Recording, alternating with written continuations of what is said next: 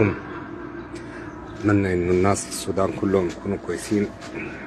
احنا وصلنا الليلة باريس من جيبوتي. بصراحة أنا جاي تعبان، يعني تعبان شديد. أنا كنت وعدتكم إنه أنا أحاول لما هنوصل أعمل لكم فيديو. احنا لما وصلنا اتصلت بينا القناة بتاعت RT انترناشونال، روسيا اليوم انترناشونال، في حوار كان فيها. أنا هحط اللينك بتاعه وتسمعوه. أنا عايز أقدم شهادة حقيقية عن الوضع في السودان. أنا هقول بالضبط، أنا قلت في اللقاء دي بالضبط اللي أنا شفته بعيني. يعني أنا ما جملت حاجة، أنا ما مع طرف وضد طرف. الحرب سيئة بكل أشكالها. الضحية الوحيدة هو الشعب السوداني. الدعوات انه يجب ايقاف الحرب. انا هعمل فيديو بعدين مش بس ترتاح، لانه تعبنا شوية. احنا من طلع من السودان لحد جيبوتي و3 يوم في جيبوتي، ولحد ما جينا للترتيبات. بصراحة يعني انا يعني بجد شكرا. يعني ما انا ما عايز اقول ان الناس دي بتفهم غلط. شكرا لفرنسا، شكرا للرئيس بتاع فرنسا، شكرا للوزير بتاع الخارجية والعلاقات الأوروبية الفرنسي. الراجل ده بذل مجهود جبار وأجل ما بس الفرنسيين، أجل الأوروبيين، حتى في ناس أجلاهم سودانيين وطلعوا معانا. حقيقة أنا هعمل فيديو لأنه في حاجات أنا شفتها في الأرض في الشارع. احنا من المركز الشالو، انا هتكلم شويه كده لحد ما اجي افصل بعدين.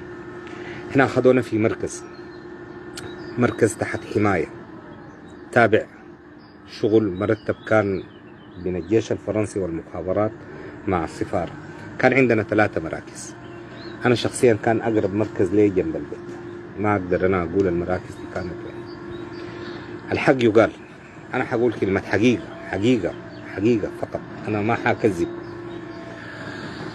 حمانا في الطلوع وفي الرعاية قوات الدعم السريع. حمدتي في أشياء كثيرة تتقال على الدعم السريع خاطئة بيقولوا لكم الجيش، وإنتوا لازم الناس تكون فاهمة كويس، تعرف تميز إنت بعقلك هل الكلام ده صح ولا غلط. الكلام ده ما عشان أنا أجنبي ولا عشان إنه هم الناس دي كانوا أجانب. المركز اللي احنا كنا قاعدين فيه كان تابع لقوات الدعم السريع، كنا تحت حماية الدعم السريع. طلعنا المركز ده من الخرطوم، لف بين الخرطوم. عندنا المارينز وقوات الجيش الفرنسي وصلت، هي الموجودة الحامي الأساسي. كان في مجموعة كبيرة جدا من الجنود.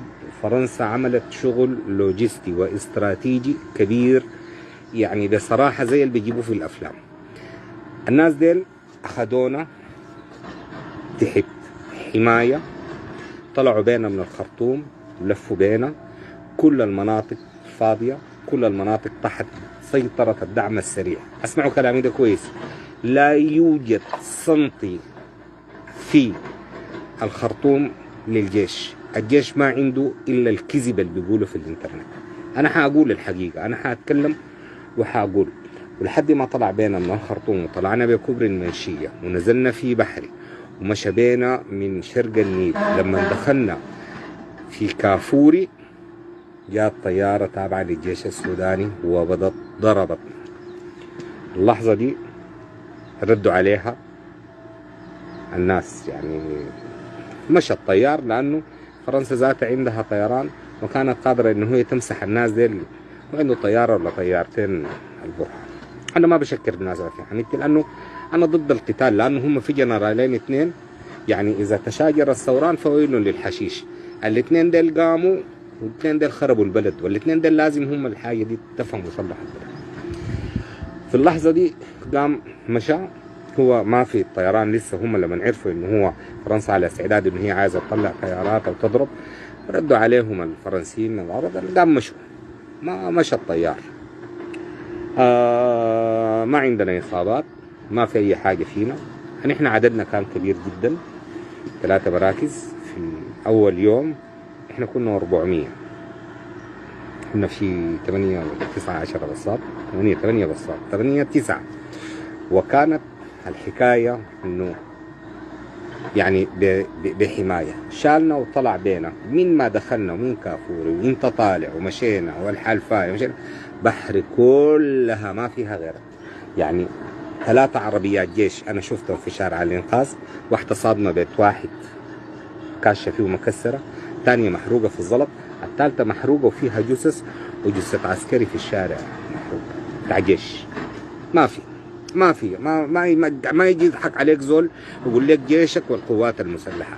لو جاء واحد قال لك الجيش حقك ماسك، قول لك جيش عند امك. انا بقول لك بصراحة، ده اللي شفته انا بعيوني، الكلام ده انا بقوله بضمير صالح. انا حقيقة اتحاسب عليه قدام ربنا بالحرف، لانه دي الحقيقة. قطعوا بينا في كوبري ام درمان حلفاية، نزل بينا، ولما جينا في شارع عبروف وقف في حته هي عربيه واحده معانا بس بتاع الدعم السريع، واحده، الباقي كله الجيش هو الفرنسي. وهذا اصلا الجيش الفرنسي ما كان محتاج انه واحد يوريه الشوارع. وده الممر الامن اللي هو بيتكلموا عليه.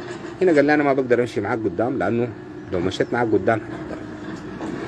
المعاناه والوساخه الحقيقيه نحن ما شفناها. تخيل انه نحن من اولاد حميدتي الجنجويد ما شفنا قله ادب ولا اي شيء ومعامله كويسه. تعال شوف الوساخه. ما في جيش في ام درمان لا وجود الا في المناره، لما اتصل المناره ووادي سيدنا وكرري والقاعده العسكريه هناك. الفرق الوحيد المناطق المسيطر عليها حميدتي الجيش بيقول لكم ما تطلعوا، ما تفتحوا واقعدوا، عشان انتم ما تطلعوا الشارع وتشوفوا منو المسيطر على البلد نهائيا. القياده العامه ذاته ماسكه دعم السريع، قصر الجمهوري كان ماسكه الدعم السريع. انا بتكلم لحد اليوم اللي انا طلعت من السودان كويس، عشان اقول لك بصراحه وصلنا كرري المفروض تحدثوا عن الرجال والكليه الحربيه، قله ادب وصعلقه بتاعت العساكر، يوقفوا لك سواقين البساط. يا اخي البساط ده الناس سواقين غلابه، ده انسان تمت عمليه مخابراتيه اجروا منه البص وبسيط ما بيعرف حاجه. قدامه عربات مصفحه عسكريه فرنسيه وجنود قوات فرنسيين زي اللي بيجيبوهم لك في الافلام بتاعت الامريكان دي، ناس على استعداد تاكل الحجر، عباره عن حيطان